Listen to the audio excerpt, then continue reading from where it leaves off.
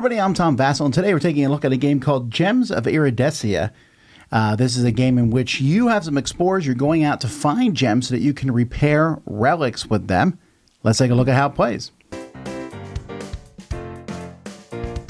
Tiles are going to be randomly placed on the board, although they're going to be kind of in the rows that they are. Each player is an explorer that will start at the bottom of the board. You'll have a board and some dice and some money that you're going to have. And what players are doing on their turn is they first are going to reveal tiles. Now, at the beginning of the game, you just reveal 2 tiles from the bottom row. But if you are in a spot, you reveal 2 tiles that are adjacent to you. After you reveal these tiles, you move onto one of the tiles, or one of the tiles next to you. You can move sideways or forwards. You can never move backwards. When you move onto that tile, you're going to get a gem that matches the color of that tile and place it in your storage area. You can have up to 7 gems. And that's kind of the main part of your turn. Now, alternatively, you can always spend 3 money to mine. I can say I'm going to mine for yellow gems. Their value is a 2. I simply need to roll 2s or higher. Well, I rolled a 1. So I rolled a 5 on the other one, so I would get 1 yellow gem. I can also sell gems for whatever their price is. Notice they're all 2. But at the end of my turn, I'm going to take this tile, the blue tile, and keep it. And then blue is going to go up by 1 in value, making the blue gems more valuable. If they're at 6 and they go up, then the market crashes and they just go back down to 1. Now, as you're moving through here, you will occasionally find a rainbow tile, get a gem of your choice, and as you get higher, the tiles are going to do various things. Like this one gives you 2 money when you go onto it. This one gives you these die here, which are extra dice you can use when mining. And this one here gives victory points when you land on it. And once you get to the top row, there's some cool stuff in the top row.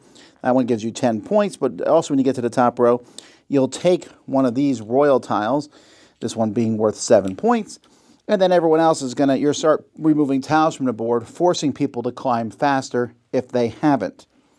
There's also special cards over here.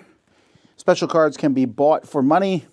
Like this mining card, I can get double the number of gems I spend, or split a gem into 2 gems of the same color, swap a location with someone else on the board. For each gem that I got from a mining on a tile, I gain a gem from an adjacent tile. So there's lots of different cards in the game. You can buy these and then use them in the future. Once everyone's got to the top row, there's final scoring. You're going to look at the different artifacts. At the end of your turn, you can turn in gems for artifacts. This is the main way to get victory points. See, this one's worth 9 points. This one here is only worth 5 points but costs fewer gems. But you're going to look at the symbols on these cards, and for these set of 3, you'll get 5. For 3 of the same, you get 5, 7, or 9. And then the tiles that you've been collecting, you're trying to get the same of the tiles to get bonus points for that. Not only that, players will be dealt some bonus cards at the beginning of the game, and you're going to pick one of these, and if you accomplish that, you're going to score points for that also. And that is pretty much it. I should show you the nice little tray here with all the gems and coins in it, and dice. Has a nice production value, but I am looking at the nicest Kickstarter version of this.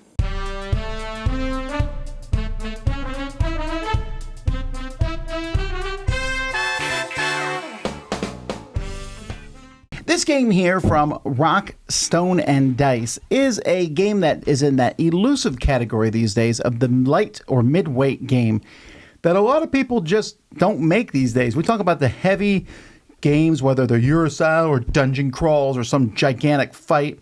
And then there's the very light card games, trick-taking that. Games that are this size but are an easy-to-play game are few and far between, which makes me happy to see a game like this one here. The gameplay is pretty simple. You're revealing some tiles, moving onto them, collecting the gem. And then you've got some actions you can take. And there's a little bit of economy here as you roll dice to mine for gems. That costs 3 coins, but if you roll 2 dice and it's 3 or higher, you should get your money back at least. There's some luck there, but also a lot of those cards you can buy can mitigate that luck. And you can also just try to get cheap gems and then hope other people increase the value of them. Buy low, sell high. And then it's also set collection. You're set collecting the gems to get the tiles at the top. I find the movement interesting. If you start in the middle, you have a lot more wiggle room to move around. If you start on the outside, you can get forced out by another player, which isn't necessarily great, or have a tough time finding a spot to go to. But at the same time, the tiles are going to kind of dictate that. If I see a rainbow tile, I kind of want that rainbow tile. But if I see another tile, I might want that tile because it's a blue, and it gives me 2 victory points. And then, of course, I have my secret objective, which will change what I do. I like the production a lot. I think the artwork is okay. It's not my style at all. Some people enjoy it more. It has a very kiddie outlook to it. The graphic design's fine, but the art is just merely okay. But I think the production and the gems and all that looks cool. And I think that there's enough actions that you have interesting things to do in your turn without it becoming, too complex, but also without getting too bogged down into figuring out what you're going to do on your turn.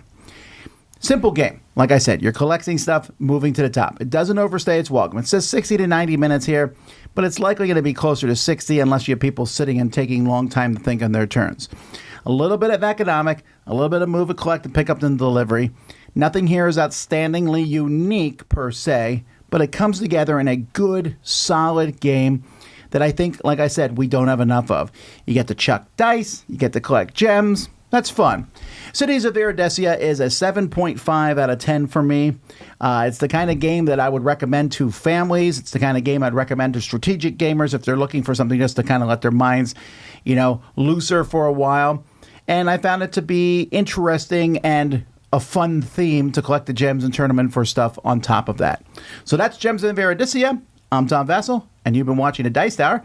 Real quick shout out to some of our Game Found backers. I want to say thank you to Patrick Leiter, to Ben Casey, and to Slavina and Kalin from Bulgaria, and then to Marcin. Thank you all very much.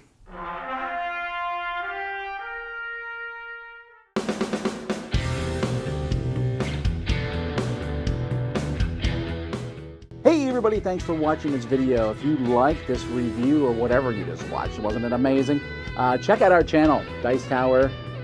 We have all kinds of things. We review games, we do top 10s, we play games live. It's all about board games, but especially the people who play them. Check out Dice Tower YouTube channel.